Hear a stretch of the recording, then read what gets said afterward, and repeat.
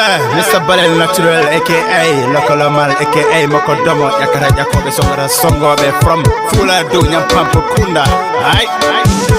Bene Amkomo Jega, Baba Amkomo Kamako, Nengor Mimomi Fula Do Nyampampu, Nyampampu Nyapu Jambo, Nyapu Jambo, Nyampampu Nyapu Jambo.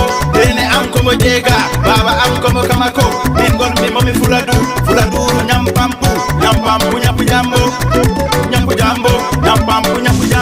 The lady Waliabe, the lady Sernabe, the lady Almube, the lady Ainabe, the lady Remobe, the lady Dondirbe, the lady Yurmandirbe, the lady Jamarebe, the lady Andube, the lady Musibe, the lady Labeteti, the lady Wedube, the lady Wadibe, the lady Wadimaro, the lady Wadigauri, the lady Wadimango, the lady Wadibarke, the lady Wadilaidam, the lady Nyampampu, Nyapu Jambo.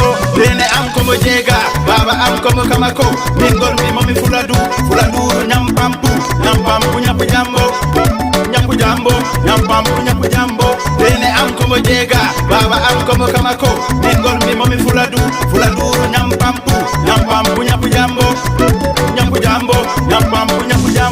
Arjayen Nyampampu, Jaiwi Kolda, Mbemba Ture, Isare Mahi, Isanankoro, Isare Furael, Alibi en Binyarabi, Samba Kayofu, Isare Giro, Isare Jara, Isare Hamidu, Isinja Adamayel, Sare Bamba, Sicha Jawari, Isare Tobo, Isare Yoba, Mama Sule, Isare Konko, Isare Musa, Egare Warbe Beliade, Warbe Beli one day. Bene Amkomo Jega, Baba Amkomo Kamako, Ningor Mimomi Fuladu Nyampampu, Nyapu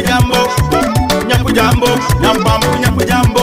Bene Amkomo Jega, Baba Amkomo Kamako, Ningor Mimomi Fuladu Nyampampu, Nyapu Jambo.